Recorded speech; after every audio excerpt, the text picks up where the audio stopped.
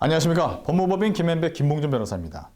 여러분, 요즘엔 수술도 로봇을 이용한다는 말 많이 들어보셨을 겁니다. 로봇 하면 로봇 태권브이, 이런 장난감 로봇을 많이 생각하실 텐데요. 요즘 발전에 발전을 거듭 로봇이 쓰이지 않는 곳이 없습니다. 로봇이 수술에 도입되면서 절개 부위를 최소화하는 등 엄청난 발전을 이뤘다는 것이 의료계의 평가입니다. 이른바 로봇 수술 시대인 것입니다. 모든 곳이 좋은 점이 있으면 나쁜 점도 있겠습니다. 이 로봇 수술도 근데 마찬가지입니다. 획기적인 로봇 수술이 부작용도 적지 않고 특히 부작용이 제대로 보고되지 않은 사례도 많다고 합니다.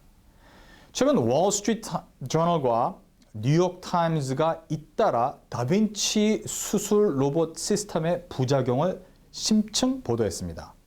다빈치 수술 시스템이라는 장비는 로봇 수술의 대명사로 불릴 정도로 유명한 장비입니다. 로봇 수술 이퀄 다빈치 수술 시스템으로 인식된다고도 합니다. 지난 1999년에 개발된 뒤 지금까지 전 세계에 1,400대가 팔렸다고 합니다. 한 대당 장비 가격이 100만 달러에서 최고 250만 달러. 지난해 말까지 이 장비를 이용한 수술이 100만 회 이상 실시되고 지난해만 45만 건이었다고 합니다. 이 로봇 수술 시스템이 도입되면서 획기적인 변화가 일어났다고 합니다. 심장 수술이나 자궁절개술, 즉 제왕절개술 등에 있어 로봇이 수술을 함으로 수술 부위, 즉 절개 부위를 아주 최소한으로 줄일 수 있다고 합니다. 아무래도 사람 손은 떨릴 수밖에 없기 때문에 로봇이 수술할 경우 더욱 정교한 수술이 가능하고 상처 부위가 작기 때문에 회복도 빠르다고 합니다. 미국은 물론 전 세계적으로 이 다빈치 수술 시스템이 큰 인기라고 합니다. 그러나 월스트리트 저널은 로봇 수술에 대한 우려 증가라는 제목으로 로봇 수술의 문제점을 지적했습니다. 월스트리트 저널은 미국에서 지난 2000년 1월부터 지난해 12월까지 13년간 발생한 다빈치 수술 시스템 사고 건수가 4,798건에 이른다고 보도했습니다.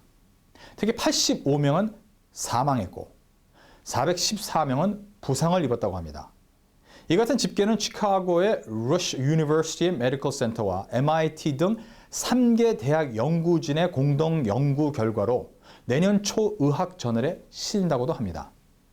월스트리트 저널은 이 연구 결과를 사전에 입수해 보도했는데 이 로봇 수술 시스템에 따른 부상과 사망 건수가 2004년 10만 건당 13.3건에 지난해 50건으로 늘었다고 합니다. 약 4배 증가한 것입니다. 뉴욕타임즈도 지난 9월 9일 로봇 수술에 대한 새로운 우려라는 제목으로 이 문제를 다뤘습니다.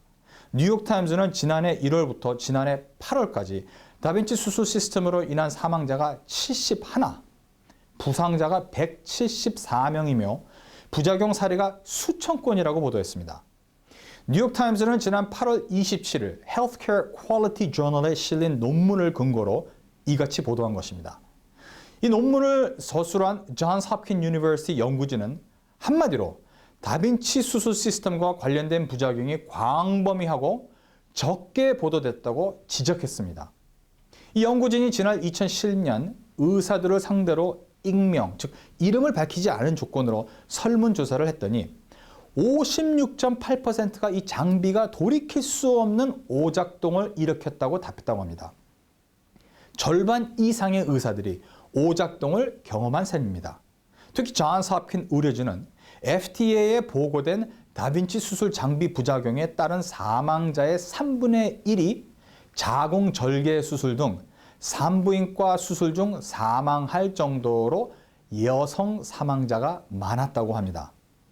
산부인과 수술이 아닌 다른 수술의 다른 여성 환자를 고려하면 여성 사망자는 더 많을 것으로 보입니다. 또 부상자의 3분의 1도 자궁절개 수술로 인한 것이라며 대체적으로 여성에게 위험하다고 보도했습니다. 이처럼 로봇 수술 부작용이 늘면서 소송도 많이 제기된 것으로 드러났습니다. 월스트리트저널은 이 로봇 제조회사가 나스닥에 보고한 올해 3분기 보고서를 인용, 50건의 제조물 책임 배상 소송이 제기돼 진행 중이라고 밝혔습니다.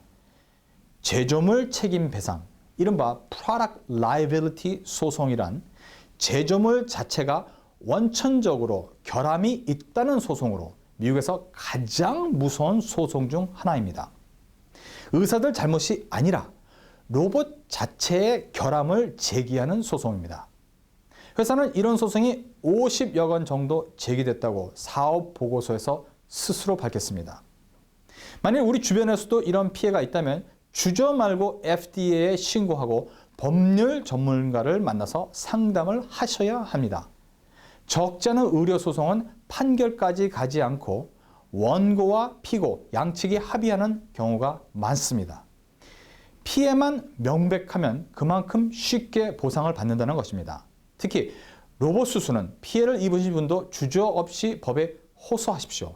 이미 로봇 수술에 대한 소송이 여러 건 제기됐고 제조물 책임 보상 소송까지 제기된 만큼 다른 피해자들과 힘을 모을 수도 있습니다. 의료사고나 부작용 등으로 고민하지 마시고 여러분의 권리를 행사하세요. 항상 그 분야의 전문가를 찾아서 의논하는 것, 이것이 세상살이에 꼭 필요한 지혜인 것입니다. 김봉준 변호사였습니다.